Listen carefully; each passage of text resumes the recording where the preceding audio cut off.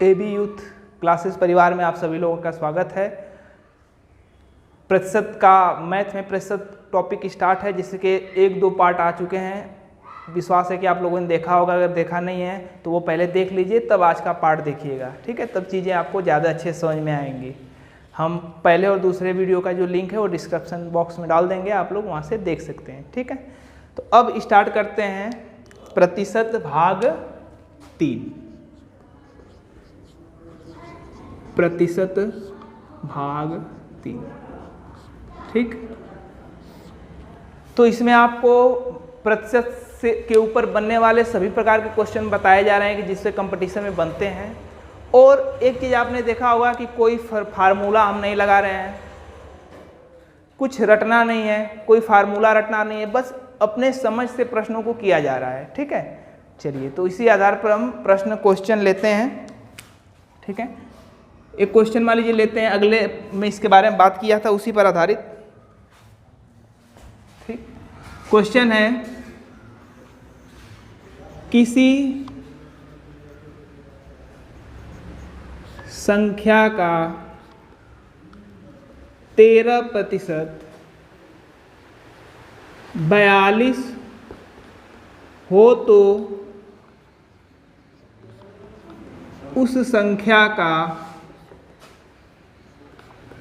40% बताइए, ठीक है। चलिए, हमने आपको बताया था 100% पूरा को दर्शाता है। प्रतिशत का मतलब 100 और 100% का मतलब पूरा, ठीक है। चलिए, तो यहाँ पर बात कह रहा है कि 13%, किसी संख्या का 13% जो है वो 42 के बराबर है, ठीक है। समझ रहे हैं, किसी संख्या का 13% 42 के बराबर है। तो हमने कहा था 1% निकालिए, तो 1% किसके बराबर होगा? 42/13 के काटेंगे तो 4 बार में कटेगा, तो 1% 4 के बराबर।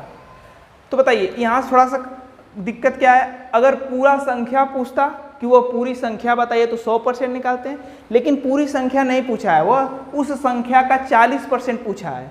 तो आप डायरेक्ट यही 40% निकाल लीजिए उस संख्या का। किसी संख्या का 13% 42 है, 1% 4 है, तो प्रश्न पूछा है 40% बताइए उस संख्या का, तो 40% आप डायरेक्ट निकाल लीजिए। तो 40% किसके बराबर होगा? 4 × 40 बराबर 160 के। तो उस संख्या का 40% 160 होगा। प्रश्न आपका यहीं समाप्त हो गया। पूरी संख्या पूछता तो 100% निकालते। चलिए, अगला प्रश्न देखते हैं। यह बहुत इंपॉर्टेंट प्रश्न है, ठीक है। यह जो टाइप का प्रश्न है प्रत्येक एग्जाम में आपको देखने को मिलते हैं, ध्यान से देखिएगा। प्रश्न है, यदि किसी भिन्न के अंश में 10% की वृद्धि तथा हर में 20% की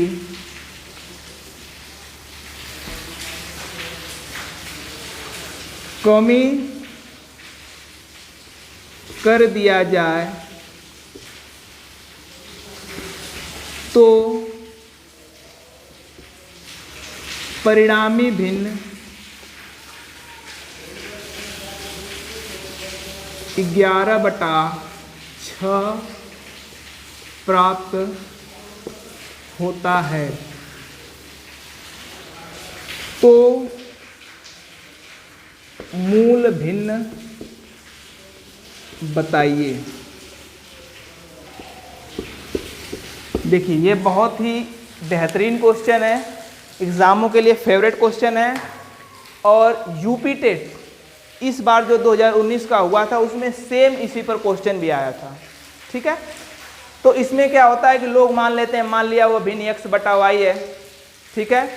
फिर x में 10% की वृद्धि है, हर में कर देते, अंश में करते हैं, फिर हर में घटाते हैं, फिर समीकरण बनाते हैं। ऐसे इन सब चीज़ों को छोड़ दीजिए, बेसिक सीख। चलिए इस प्रश्न को सॉल्व करते हैं। देखिए, मूल भिन्न पूछा है और भिन्न हमेशा किस रूप में होता है? अंश बटा हर के रूप में होता है। ठीक, इतना समझ में आ गया। प्रतिशत में एक चीज आप जानते हैं, प्रतिशत का बात होता है मतलब हमेशा 100 पर बात होती है। तो अगर हमने बोला कि 10% बढ़ गया तो 100 से कहाँ पहुँच जाएंगे, 110 पर। इस चीज़ को याद रखिए, सीखिए। अगर 10% की वृद्धि होती है, वृद्धि, तो हम 100 से कहाँ पहुँच जाते हैं, 110 पर। अगर 20% की हानि या कमी होती है तो हम 100 से कहाँ पहुँच जाएंगे, 80 पर। इस चीज़ को आपको समझ रहे हैं कि प्रतिशत हमेशा 100 को दर्शाता है। अगर 30% की वृद्धि तो हम 100 से 130 पर पहुँच गए, 40% की कमी तो हम 100 से 60 पर आ गए। इस बात को आप समझ गए तो प्रश्न लग गया, ठीक है। चलिए, तो मूल भिन्न हमेशा किस रूप में होता है, अंश बटा हर के रूप में होता है। अब देखिए बोल रहा है अंश में 10 की वृद्धि, तो अंश में 10 की वृद्धि होगा तो हम 100 से कहाँ पहुँचेंगे, 110 पर। इस चीज़ को सीखिए, ठीक है। फिर बोल रहा है कि हर में 20% की कमी, जब 20% की कमी होगा तो हम 100 से कहाँ पहुँचेंगे, 80 पर। ये ट्रिक है। 10% की वृद्धि हुआ अंश में तो 110 लिखा, हर में 20% की कमी हुआ तो 80 लिखा। इतना होने पर परिणामी भिन्न जो है 11/6 प्राप्त होती है। तो मूल भिन्न बताइए, और मूल भिन्न आपका क्या है, अंश बटा हर है। इसी का मान निकाल लीजिए, आपका उत्तर आ जाएगा। तो अंश बटा हर बराबर क्या होगा, देखिए इधर भाग में, उधर जाएगा गुणा में हो जाएगा, 11 गुणे 80 बटा 6 गुणे 110। इसी को सॉल्व कर लेंगे, आपका उत्तर आ जाएगा। 1 0 से 1 0 कट गया, 11 से 11 कट गया, बचा 8/6। इसको काटिए 2 से तो 4 दिख नहीं रहा होगा, देखिए इसको काटेंगे आप लोग तो आएगा 8/6, इसको भी काटेंगे तो आएगा 4/3। तो परिणामी भिन्न कितना हो जाएगा, 4/3, ठीक है। एकदम आराम से आपने किया जैसे था। 10% की वृद्धि तो 110 पर पहुंचे, 20% कमी तो 80 पर पहुंचे। यह याद रख लीजिए, एकदम आसानी से प्रश्न लग जाएंगे। यूपी टेट में सेम क्वेश्चन इसी पर आया था। चलिए एक उदाहरण और इस पर हम देख लेते हैं। इसी प्रश्न में थोड़ा सा फेरबदल करके एक प्रश्न और देखते हैं। अगर मान लीजिए बोला कि यदि किसी भिन्न के अंश में 150% की वृद्धि, क्या बोला, किसी भिन्न के अंश में 150% की वृद्धि तथा हर में 200% की वृद्धि, यहां पर दोनों वृद्धि है, ठीक है, कर दिया जाए तो परिणामी भिन्न 4/5 प्राप्त होता है। तो मूल भिन्न बताइए, ठीक। तो आराम से ऐसे भी प्रश्नों को किया जाता है। देखिए मूल भिन्न पूछा है तो मूल भिन्न हम मान लेंगे अंश बटा हर। अब सेम चलिए जैसे कह रहा है अंश में 150% की वृद्धि, तो क्या हम गुणे 150 लिखेंगे, नहीं। देखिए 50% की वृद्धि होता था तो 100 धन 50 150 लिखते थे। अब 150 की वृद्धि हो रहा है तो 100 और 150 और, तो कितना लिखेंगे, गुणे 250 लिखेंगे। 100 में 150% की वृद्धि होगी तो 250 हो जाएगा, बटा हर में 200% की वृद्धि, तो 100 में 200% बढ़ेगा तो कितना हो जाएगा, 300। देखिए 150% तो 100 से 250 पहुंचा, 200% बढ़ा तो 100 से 300 पहुंचा। जब इतना हुआ तो परिणामी भिन्न 4/5 प्राप्त हुआ, ठीक है। तो मूल भिन्न बताना है, मतलब यही अंश बटा हर बताना है। तो अंश बटा हर को अब एक तरफ रख लीजिए और जो साथ में है उसको उधर भेज दीजिए। तो अंश बटा हर बराबर 4/5, यह नीचे है या भाग में है तो उधर गुणा में हो जाएगा, ठीक है, बटा 250। ये गुणे में है तो इधर भाग में हो जाता है, ठीक है। अब इसी को सॉल्व कर लीजिए, आपका उत्तर आ जाएगा। करिए सॉल्व। 0 से 0 कट गया, 5 से इसको काटेंगे 6 बार में, ठीक है, 5 6 का 30, तो 6 का गुणा करें में तो 6 चौक 24 और नीचे बचा है 25, ठीक। तो उत्तर आ गया आपका 24/25 मूल भिन्न होगा। चलिए अगला क्वेश्चन देखते हैं हम लोग।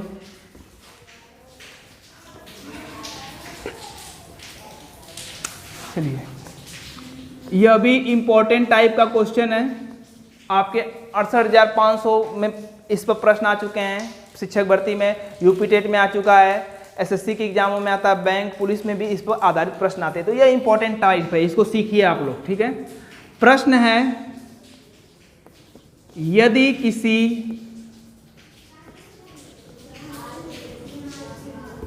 किसी आयत की, चलिए देखिए प्रश्न है, यदि किसी आयत की लंबाई में 10% की वृद्धि हो तथा चौड़ाई में 20% की कमी हो तो आयत के क्षेत्रफल में प्रतिशत के रूप में क्या प्रभाव पड़ेगा।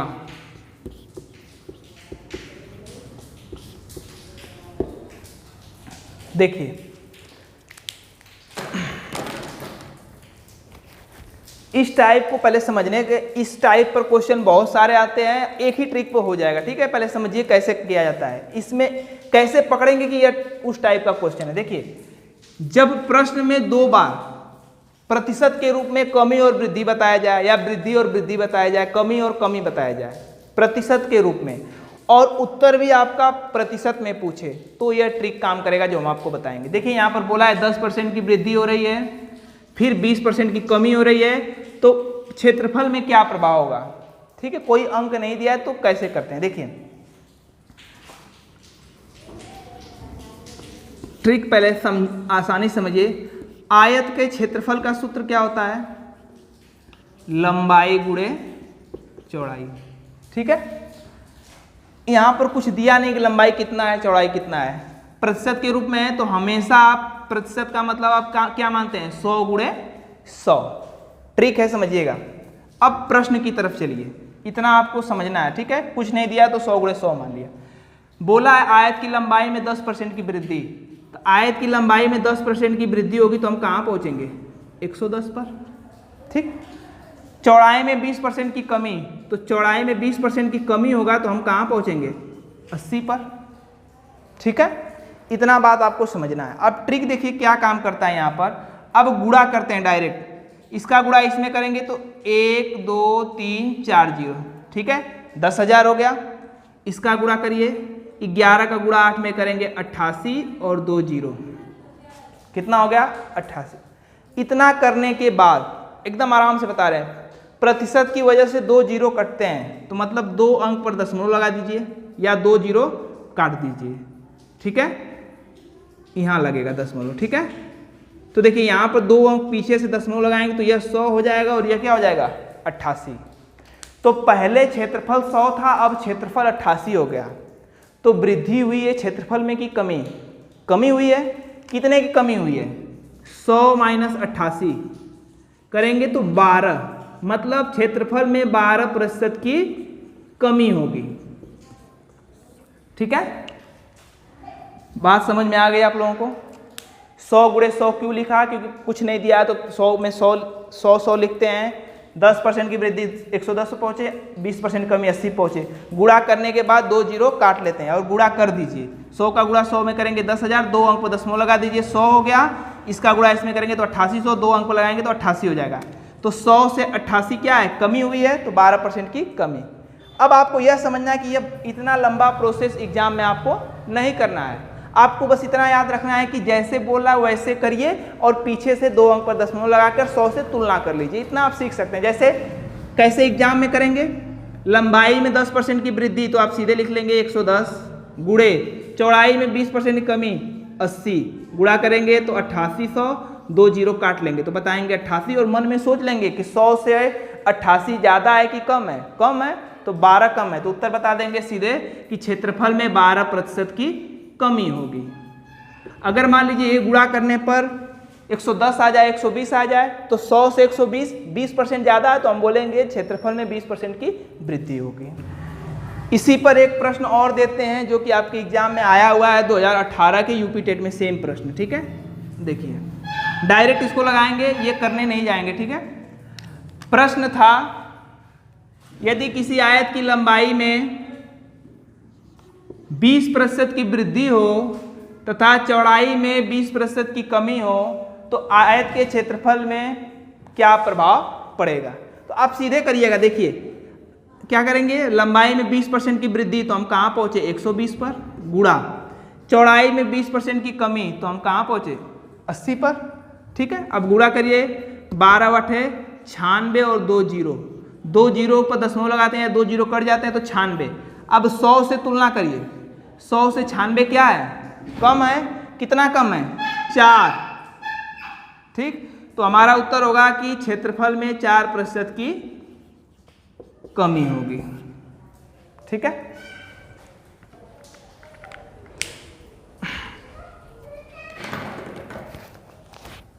चलिए इसी टाइप पर एक और प्रश्न देखते हैं। प्रश्न है यदि किसी वर्ग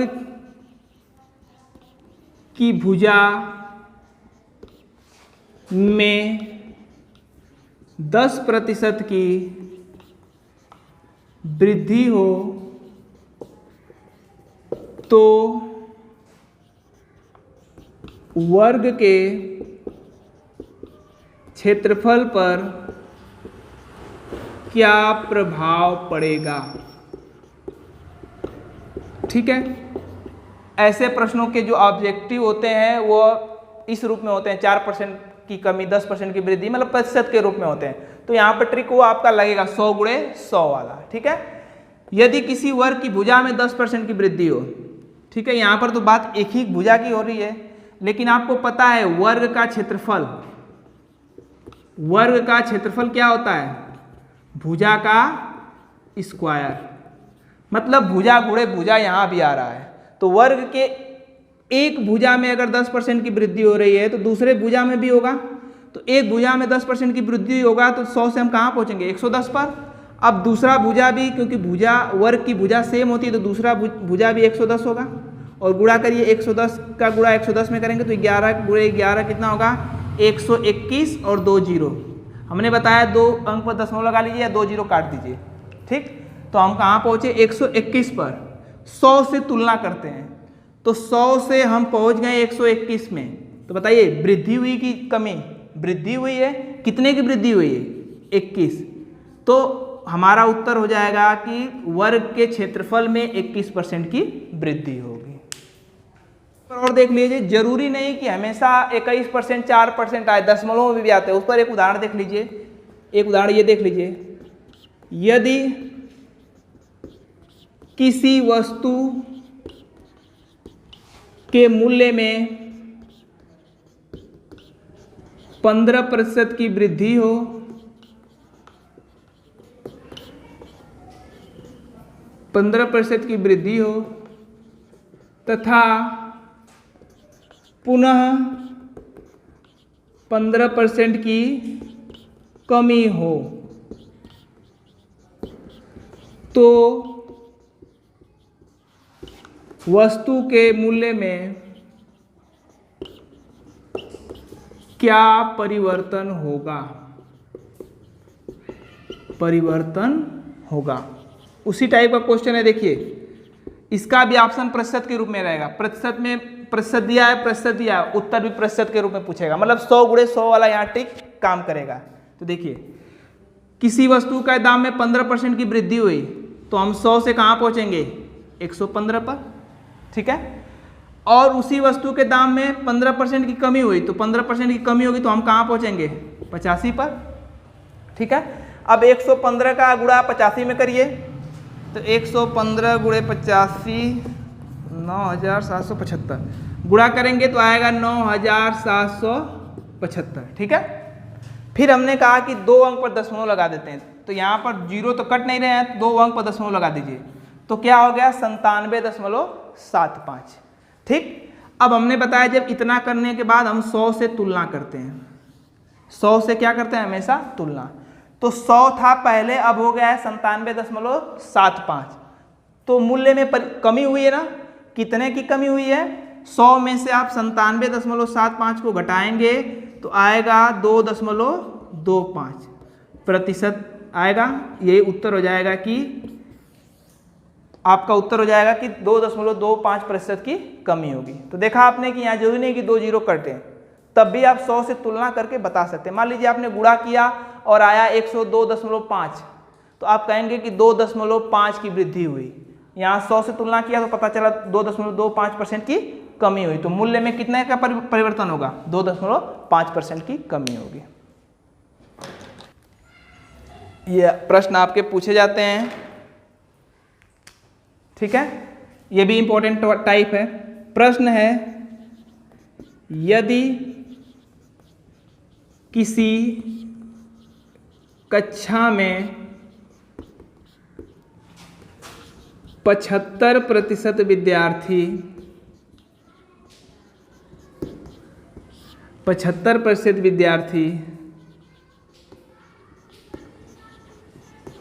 अंग्रेजी में उत्तीर्ण हुए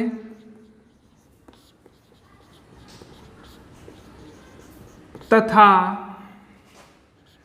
70% विद्यार्थी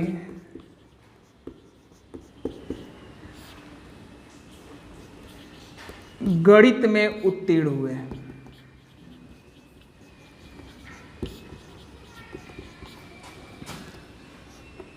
और 65% विद्यार्थी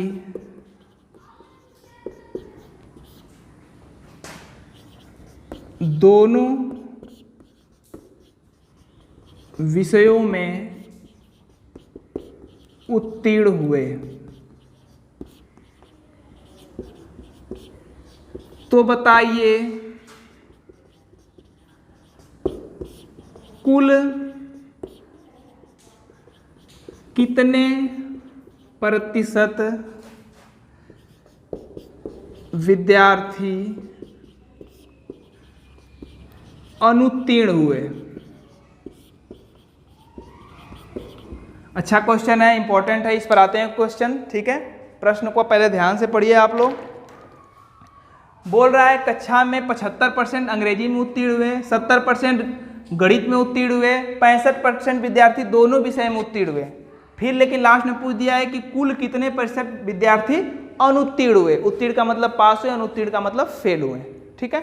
तो इसको आसानी से हम आपको बता रहे हैं। ऐसे प्रश्न जब भी आपको मिले तो किस प्रकार सॉल्व करना है, एक डायग्राम के माध्यम से देखिए। डायग्राम ऐसे समझिएगा, इस डायग्राम को आप समझ गए हैं तो प्रश्न आपका सॉल्व हो जाएगा। देखिए जैसे कह रहा है कि 75% विद्यार्थी अंग्रेजी में उत्तीर्ण हुए। मान लीजिए ये इंग्लिश वाला सेक्शन है जिसमें 75% विद्यार्थी पास हुए हैं, ठीक, समझ में आ गया। फिर बोल रहा है कि 70% मैथ में उत्तीर्ण हुए हैं। यह मान लीजिए मैथ को दर्शा रहा है और मैथ में 70% पास हुए हैं, ठीक है। अब एक चीज और बोला है कि 65% विद्यार्थी दोनों में पास हुए हैं, ठीक है। हमने कॉमन इसको क्यों किया? क्योंकि यह 65% दोनों में पास है, इनका और इनका मिलाकर, ठीक है। अब समझने वाली बात यही है, देखिए यहां समझ जाएंगे, इस चीज को आपको समझना है। यह जो है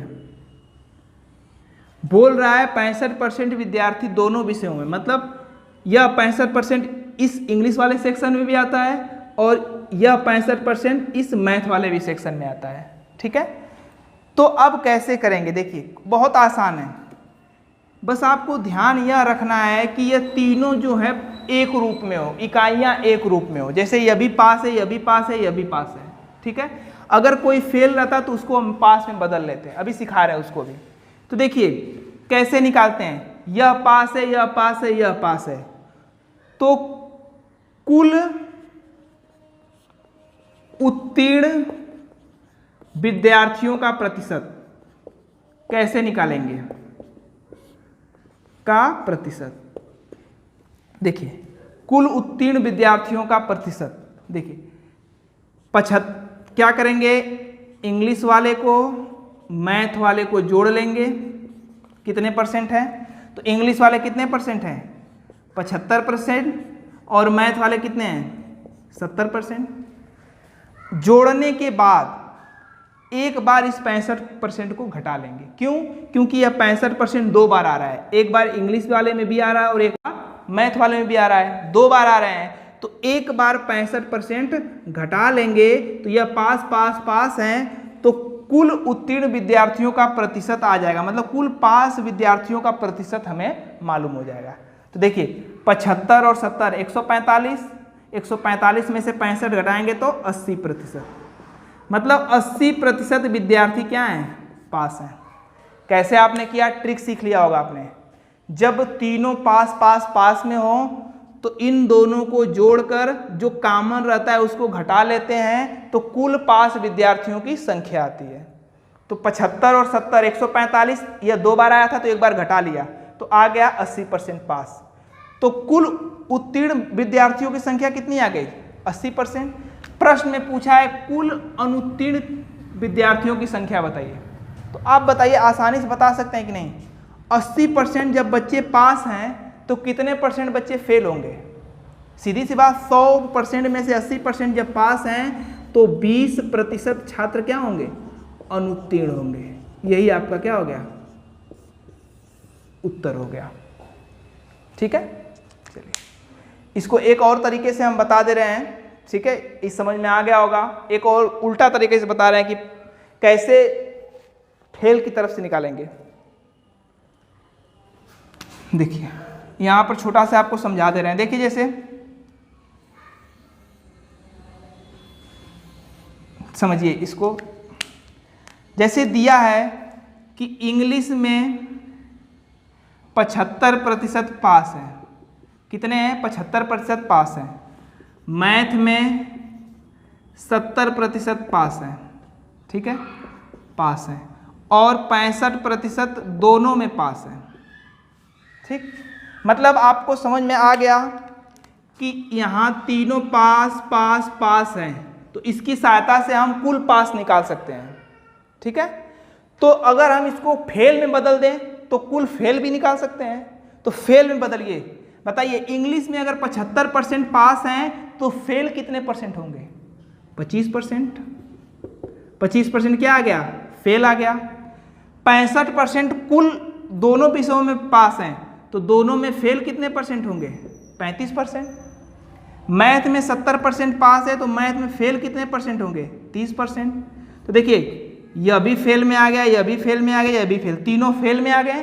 तो कुल फेल की संख्या निकालेंगे हम, कुल फेल की संख्या, तो हमने बताया था इन दोनों को जोड़कर कॉमन वाले को घटा लेते हैं, तो 25 धन 30 माइनस 35, ठीक है, तो 25 और 30, 55 माइनस 35 कितना आ गया, 20। देखिए कुल फेल का प्रतिशत ऐसे भी 20% आ गया। तो होता है कभी कभी प्रश्नों में कि यह उत्तीर्ण दिया होता है, एक अनुत्तीर्ण दिया होता है, फिर उत्तीर्ण अनुत्तीर्ण ऐसे करके, तो आपको जो दिया हो तीनों इकाइयां एक रूप में होंगी तो निकल जाएगा। जैसे यहाँ पर पास पास पास था तो कुल पास निकल गया, फेल फेल फेल था तो कुल फेल निकल गया। जब कुल फेल निकल जाएगा तो कुल आप पास निकाल सकते हैं, अगर जब कुल पास निकालेंगे तो कुल फेल प्रतिशत भी निकाल सकते हैं। ठीक है, इस पर एक दो प्रश्न और देख ले रहे हैं। चलिए एक प्रश्न इस पर और देख लीजिए, क्लियर हो जाएगा।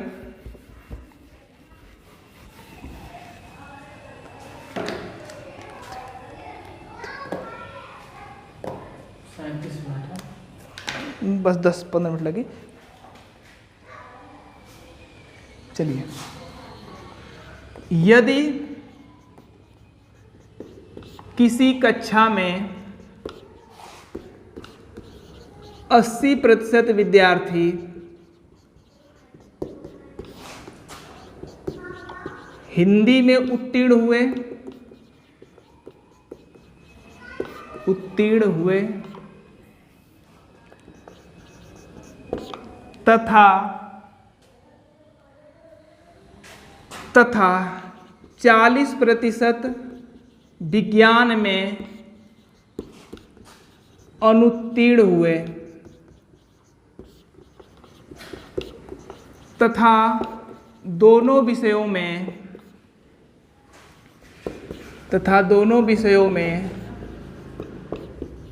कुल 65% उत्तीर्ण हुए, कुल 65% उत्तीर्ण हुए, तो कक्षा में कुल अनुत्तीर्ण विद्यार्थियों का प्रतिशत बताइए, विद्यार्थियों का प्रतिशत बताइए। आप वीडियो को रोककर खुद से भी प्रयास कर सकते हैं, ठीक है। चलिए इसको सॉल्व करते हैं। देखिए डायग्राम बना लेते हैं, पहले डायग्राम बनाइए, ठीक।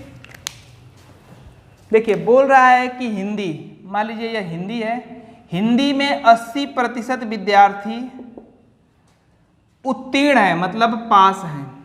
क्लियर? यह आपका हिंदी है, हिंदी में 80% विद्यार्थी पास हैं, उत्तीर्ण है। साइंस में 40% विद्यार्थी अनुत्तीर्ण है, मतलब 40% यहाँ पर फेल हैं। अनुत्तीर्ण का मतलब क्या है? फेल हैं। 65% दोनों में उत्तीर्ण है, 65% ये जो कॉमन वाला है, दोनों का मतलब कॉमन वाला यह पास है, ठीक है। तो पूछा है कि कक्षा में कुल अनुत्तीर्ण विद्यार्थियों का प्रतिशत बताइए। अनुत्तीर्ण विद्यार्थियों का प्रतिशत, यहां तक समझ में आ गया? ये डायग्राम आपने बना लिया। प्रश्न पूछा है कि कुल अनुत्तीर्ण विद्यार्थियों की संख्या बताइए, मतलब कुल अनुत्तीर्ण विद्यार्थियों की संख्या पता होने के लिए हमें तीनों चीज जो है, ये तीनों एक रूप में होना चाहिए, अनुत्तीर्ण रूप में। अगर अनुत्तीर्ण रूप में हो, अगर हम ज्ञात कर लेते हैं तो इन दोनों को जोड़कर कॉमन वाला एक बार घटा लेंगे तो कुल अनुत्तीर्ण का प्रतिशत मालूम हो जाएगा। तो चलिए प्रयास करिए। 80% जब फेल हैं हिंदी में, पास हैं, तो कितने परसेंट फेल होंगे? 20% फेल होंगे। क्लियर? 20% फेल होंगे हिंदी में। 65% जब दोनों में पास हैं तो यहाँ पर कितने परसेंट फेल होंगे? 35% दोनों में फेल होंगे। क्लियर? यह भी फेल मालूम हो गया, यह भी फेल, यह भी फेल। साइंस में ऑलरेडी आपका फेल दिया हुआ है, तो यह भी फेल के रूप में, यह भी फेल के रूप में और यह भी फेल के रूप में आ गया। तो प्रश्न पूछा है कुल अनुत्तीर्ण, मतलब कुल फेल विद्यार्थियों का प्रतिशत बताइए। तो कुल फेल विद्यार्थियों का प्रतिशत हम ज्ञात करेंगे, तो हमने बताया है कि हिंदी साइंस को जोड़ लेंगे और जो कॉमन है उसको क्या करते हैं? घटा लेते हैं एक बार। तो हिंदी में कितने परसेंट फेल हैं? 20%। साइंस में कितने परसेंट? 40%। और कॉमन में कितने परसेंट फेल हैं? 35%। एक बार घटा लेते हैं। देखिए यह भी फेल, यह भी फेल, यह भी फेल, तीनों का मालूम हो गया। फेल वाला डाटा रखेंगे 20, 35, 40। 20, 40 को जोड़ को 35 घटा लीजिए। 20, 40, 60 माइनस 35 बराबर 25। तो कक्षा में कुल अनुत्तीर्ण विद्यार्थियों का प्रतिशत कितना हो जाएगा? 25% हो जाएगा। एक प्रश्न है, ये अलग टाइप है, यह टाइप भी आपके लिए इंपॉर्टेंट होने वाला है। इस पर इस बार के यूपी टेट में प्रश्न आया था, ठीक है। ध्यान से समझिएगा, एकदम ट्रिक से बताएंगे, कभी प्रश्न गलत नहीं होगा। क्वेश्चन देखिए किस प्रकार बनते हैं। दिया है यदि किसी वार्ड की जनसंख्या 2000 है, यदि प्रतिवर्ष 10% उत्तरोत्तर जनसंख्या में वृद्धि हो तो 2 वर्ष बाद वार्ड की जनसंख्या क्या होगी? पहले प्रश्न को समझिए। किसी वार्ड की जनसंख्या 2000 है, प्रतिवर्ष 10% उत्तरोत्तर जनसंख्या में वृद्धि होती है। उत्तरोत्तर का मतलब प्रतिवर्ष, एक साल 10%, फिर अगले साल 10%, ऐसा 10% वृद्धि होगा तो 2 वर्ष बाद वार्ड की जनसंख्या क्या होगी। ठीक है, चलिए इसको एकदम हम ट्रिक से बताएंगे।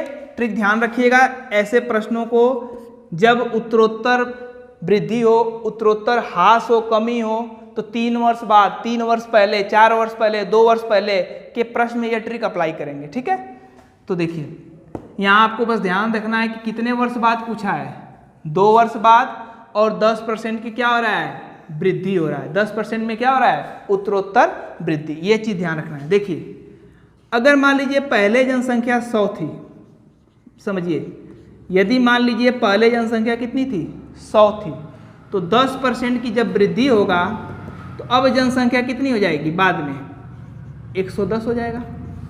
यह बात क्लियर हो गया। देखिए कैसे, क्योंकि हमने, क्यों 10% की वृद्धि हो रहा है, तो हम मान ले रहे जनसंख्या 100 है, तो 100 से पहले जनसंख्या है, तो 10% की वृद्धि होने के बाद कहाँ पहुँचेंगे, 110 पर। बस इतना आपने कर लिया, सवाल हल हो गया। अब देखिए पूछा है 2 वर्ष बाद, तो देखिए क्या करते हैं ट्रिक के तौर पर, जो जनसंख्या दिया रहता है 2000 गुणा करते हैं। 2 वर्ष बाद पूछा है तो बाद वाला ऊपर लिखते हैं। बाद वाला क्या है, 110/100। 2 वर्ष बाद है तो यही चीज हम 2 बार करते हैं। देखिए अभी आपको समझ में नहीं आया वो ट्रिक, लेकिन थोड़ा समझिएगा। 100 पहले जनसंख्या 10% होने के बाद 110। अब यहाँ आपको बस ये समझना है कि 2 वर्ष बाद पूछा है, जब बाद पूछता है तो बाद वाला ऊपर लिखते हैं। ठीक है, तो 110/100 2 बार क्यों लिखा, क्योंकि 2 वर्ष बाद पूछा है। अगर 3 वर्ष बाद पूछता तो 3 बार लिखते 110/100। ठीक, इसी को सॉल्व कर लीजिए, आपका उत्तर आ जाएगा। देखिए सॉल्व करिए, 2 0 से 2 0 कट गए, इन 2 0 से यह 2 0 कट गया। ठीक, 11 का गुणा करेंगे 11 में तो 121, 121 का गुणा 2 में करेंगे तो 242 और 1 0 बचा है। ठीक है, तो जनसंख्या मालूम हो गई 2420। यही आपका आंसर हो गया। देखिए कितना आसान है। ठीक, अगर एक चीज और ध्यान समझिए, अगर यही पूछता है कि 2 वर्ष पहले जनसंख्या कितनी रही होगी, 2 वर्ष पहले पूछता तो पहले वाला ऊपर लिखते हैं, तो हम यहाँ 100/110 लिखते हैं, 100/110 लिखते हैं।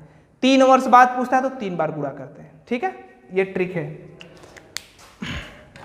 चलिए इसी पर एक प्रश्न और देख लीजिए। इस बार का यूपी टेट का प्रश्न देखिएगा, सभी लोग प्रश्न गलत करके आए थे, इसी पर आय से संबंधित प्रश्न था। क्वेश्चन देखिए क्या है, यदि किसी गांव की जनसंख्या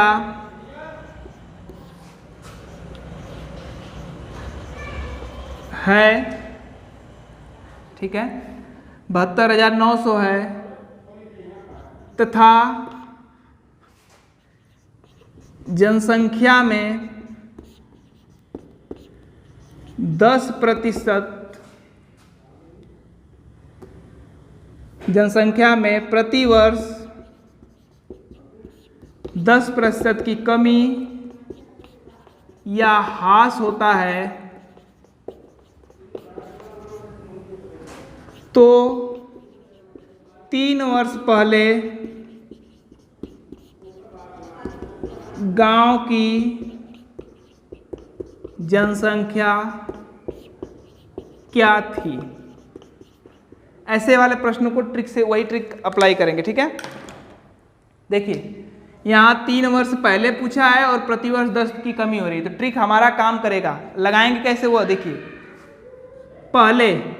पहले समझिए, पहले गांव की जनसंख्या 100 थी, बाद में क्या हुआ 10% की कमी, तो बाद में कितना हो जाएगा 90।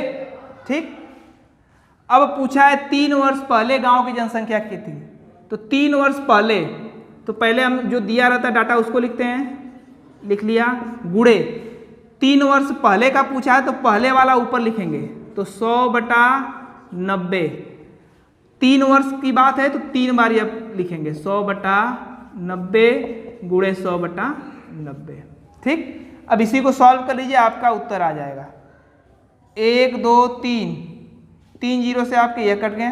ठीक है, 1 2 3 से 2 जीरो और 3 जीरो कट गए। ठीक, 9 गुणे 9 गुणे 9 और 9 का क्यूब होता है 729। आपको पता होगा 9 का क्यूब होगा 729, तो 729 से 729 भी कट गया, तो ऊपर बचा 1 2 3 4 5 जीरो। मतलब इकाई दहाई सैकड़ा हजार 10,000 लाख, मतलब गांव की जनसंख्या कितनी थी? 1 लाख थी। कितनी थी? 1 लाख। ठीक है, समझ में आ गया ये चीजें? एक बार और देख लीजिएगा, आपको क्लियर हो जाएगा। चलिए अगला टाइप का क्वेश्चन है, ये भी इंपॉर्टेंट है, चीनी वाला, प्रतिशत के लिए फेवरेट क्वेश्चन है। ठीक है, प्रश्न है यदि चीनी के मूल्य में 20% की कमी हो जाए तो खर्च में कितने प्रतिशत की वृद्धि करें कि खर्च यथावत रहे? यथावत रहे या आ जाता है अपरिवर्तित रहे, अपरिवर्तित रहे या रहता है कि वही रहे। प्रश्न आप पहले समझिए, चीनी के मूल्य में 20% कमी आ गया। जब चीनी का दाम कम हो गया तो आपको अपना खर्च बढ़ा लेना है, कि जैसे आपका महीने का खर्च जो होता था वो खर्च समान ही रहे। जैसे 100 रुपये की आप चीनी खाते थे, अब 100 चीनी के अगर चीनी का दाम घट गया तो 100 रुपये में आपको ज़्यादा चीनी मिलेगी। ठीक है, तो आपको अपने चीनी खाने की खपत को कितना % बढ़ाएंगे कि जो महीने का 100 रुपये का एस्टिमेट है वह 100 रुपये ही रहे। ठीक है, यह प्रश्न है। खर्च यथावत रहे, अपरिवर्तित रहे, वही रहे, तब के लिए ट्रिक काम करेगा। पहले बेसिक्स तौर पर सीख समझते हैं इसको। देखिए, मान ले रहे हैं चीनी का दाम 100 रुपये, चीनी का दाम 100 रुपये, 100 रुपये हमारे महीने का खर्च है। एक महीने का चीनी पर खर्च हमारा 100 रुपये है। अब चीनी का दाम 20% कम हो गया तो हम चीनी का दाम कितना हो गया? 80 हो गया। 20% कमी तो हम कहाँ पहुँच गए? 80 पर। फिर कह रहा है कि कितने % की वृद्धि करें खर्च में कि खर्च हमारा यथावत रहे। मतलब हम क्या करें कि हम 80 से फिर 100 पर पहुँच जाएं। ठीक है, 100 रुपये की चीनी थी, 20% कमी 80, और 80 पर हम क्या करें कि फिर 100 पहुँच जाएं। कितने % की वृद्धि हुई है? तो देखिए 80 से 100 पर पहुँचने के लिए हमें 20 की वृद्धि करना होगा, और ये 20 की वृद्धि हम किस पर करेंगे? 80 पर। 20 की वृद्धि हम करेंगे 80 पर, तो 20/80 कितने % में? तो गुणे क्या करते हैं? 100। काटिए, 20 से इसको काटेंगे 4 बार में, 4 से इसको काटेंगे 25 बार में, तो हमें अपने खर्च में 25% की वृद्धि करनी होगी। एक बार और देख लीजिए, समझ जाइए। 100 रुपये था चीनी का दाम, 20% की कमी हुई तो हम 80 पर पहुँचे। अब हमें फिर खर्च यथावत रखना है, मतलब 100 ही रखना है, तो हमें 80 से 100 पहुँचना है। तो कैसे पहुँचेंगे? 80 में अगर हम 20 बढ़ाएंगे तो 100 पहुँचेंगे, तो 20 की वृद्धि हम करेंगे 80 पर, और तो ये कितने % में होगा? तो गुणे 100 करेंगे, इसी सॉल्व करेंगे तो आ जाएगा उत्तर 25%। या ऐसे प्रश्न में एक ट्रिक है, एरो ट्रिक, उसको याद रखेंगे। डायरेक्ट कैसे सॉल्व करेंगे? एरो ट्रिक देखिए क्या कैसे काम करता है। 20% की कमी, तो 20 कमी, तो एरो देखिए कैसे लगाते हैं। 20% की कमी तो हम कहाँ पहुँचेंगे? 80 पर। 20% की कमी तो 20/80, प्रतिशत में पूछा है तो गुणे 100। आपका उत्तर आ गया 20। 4 बार में 4 से काटेंगे 25%। अगर बोलता है कि चीनी के मूल्य में 50% की वृद्धि, तो 50 वृद्धि होती तो 150, 50/150। कमी बोला है तो कमी करके लिखेंगे, वृद्धि बोला है तो वृद्धि करके लिखेंगे। ये एरो ट्रिक है, नहीं तो वह साधारण बेसिक्स नियम है। एक प्रश्न और इस पर देख लीजिए। चलिए, प्रश्न है यदि चीनी के मूल्य में 10% की वृद्धि हो जाए तो हम अपने खर्च में कितने प्रतिशत कमी करें कि खर्च यथावत रहे, अपरिवर्तित रहे। ठीक है, देखिए जब चीनी का दाम बढ़ गया, पहले 100 रुपये में चीनी मिलती थी, अब 150 मिल रही है, लेकिन आपको 100 रुपये का चीनी खर्च करना होगा, तो आपका जो चीनी का खपत है जैसे 4 किलो है, अब जब दाम बढ़ गया तो अब 4 किलो की जगह 3 किलो खर्च करना पड़ेगा। तो कितने % की कमी करेंगे कि खर्च यथावत रहे? वही प्रश्न है, उसी पर ट्रिक के माध्यम से लगाएंगे। तो डायरेक्ट एरो ट्रिक क्या कहेगा? एरो ट्रिक आपने सीखा कि 10% की वृद्धि, तो 10% की वृद्धि होगी तो हम कहाँ पहुँचेंगे? 110 पर। 10% की वृद्धि तो 10/110 प्रतिशत के रूप में लिखेंगे, तो गुणे 100, गुणा करेंगे, 1 0 से 1 0 कट गया, 100/11। ठीक है, इतने % की क्या होगी? वृद्धि होगी। इसको सही बटा में लिख लेंगे। ठीक, नियम से समझना है तो ऐसे समझिए, 100 रुपये चीनी का दाम था, 10% की वृद्धि हुई तो 110 पहुंच गए। ठीक है, लेकिन हमें यथावत रहना है, 100 रहना है। ठीक है, तो देखिए 110 से हमें 100 पर ही रहना है, तो हम 10 की कमी करेंगे। 10 की कमी किस पर करेंगे? 110 पर, और प्रतिशत के रूप में लिखेंगे तो 100। इस बेसिक से भी समझ सकते हैं, एरो ट्रिक भी लगा सकते हैं। ठीक है, तो आज के लिए इतना ही रखते हैं। सभी प्रश्नों को 1 बार 2 बार 3 बार देखिए, लगाइए, प्रश्नों को पहले अपने कॉपी पर लिखिए, खुद से प्रयास करिए। ठीक है, प्रतिशत का एक या 2 पार्ट और आएगा जिसमें प्रतिशत से संबंधित सभी आपके जितने प्रकार के क्वेश्चन बन सकते हैं किसी भी कंपटीशन में, एसएससी, रेलवे, पुलिस, बैंक, सब प्रकार के क्वेश्चन आपको हम बता देंगे। आप कोई भी प्रतिशत के बुक ले लीजिए, उसको सॉल्व करिए, सब प्रश्न आपसे लगेंगे, ये गारंटी है। कोई आपको सूत्र नहीं हमने बताया, न कुछ रटाया है, बस आपको समझना है प्रतिशत क्या है, सब चीज़ें आप कर लेंगे। ठीक है, चलिए धन्यवाद, और लोगों तक पहुंचाइए वीडियो को, जिनको ज़रूरत हो, इतना सहयोग आप लोग जरूर